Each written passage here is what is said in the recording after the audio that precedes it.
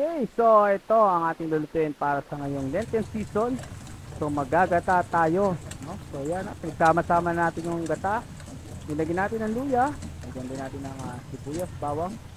Saka nilagyan na natin siya ng kanya. So next naman natin, lalagyan na natin itong ating sahog. No?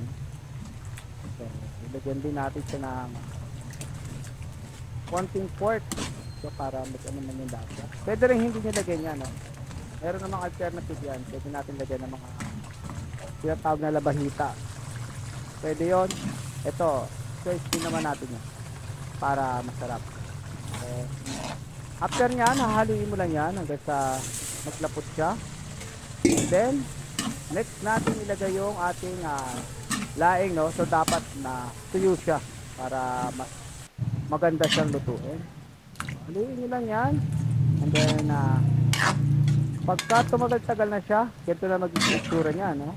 So, sumapit na siya, yung nasip-sip na yung yung gata sa dahon natin. So, ganyan na ang magiging itsura niyan. So, nilagyan na rin natin siya ng kaong gata, yung unang gata natin.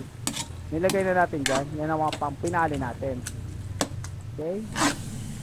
So, pag ganyan na, natuyo na yan, pwede na natin yung testingin. Okay, so kakain tayo ngayon ng laing na luto ko. So tingnan nyo, naglalatik pa yan.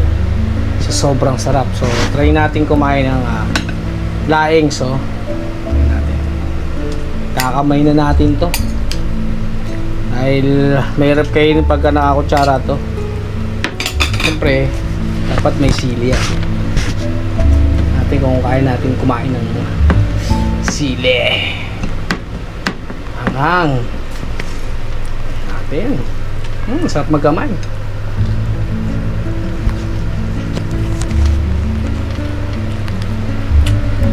Bicol Express.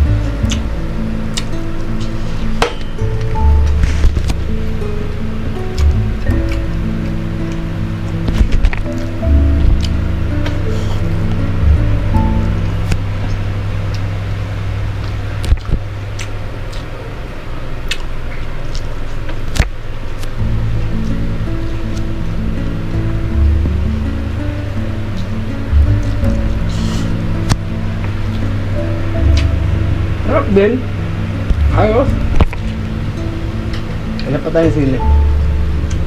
Buhin natin yan.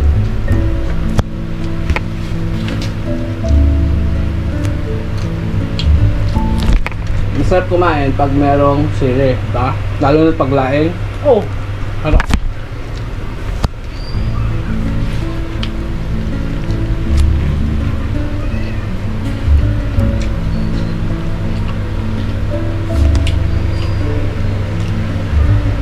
Lagyan natin ng dried na kamyas para merong konting asin, no? Mas masarap yun pag may ganun. Meron naman iba din lalagay yung mga taga-Bicol, yung langpas, pampaasin. So walang available dito kaya ito na lang nilagay natin, kamyas, yung dry. Pero na, pwede din naman fresh kung meron dyan, fresh, okay yun.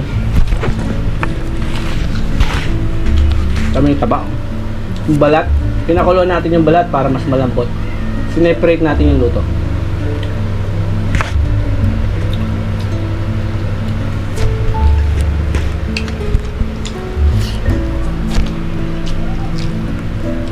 Taob yung kanin natin.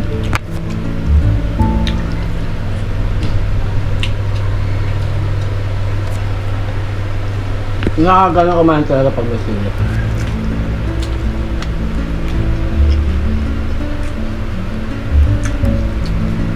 Tapos na.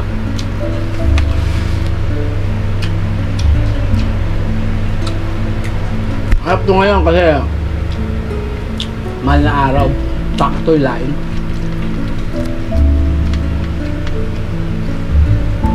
Tingnan natin.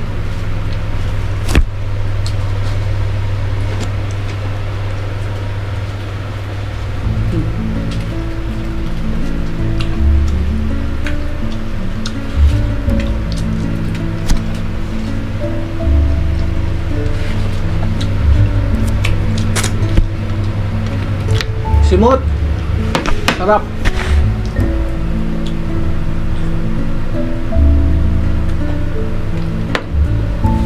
Okay. Thank you sa panonood at maraming salamat.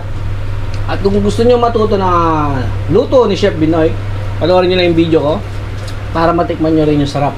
Katulad ng ginawa ko. Alright. Thank you.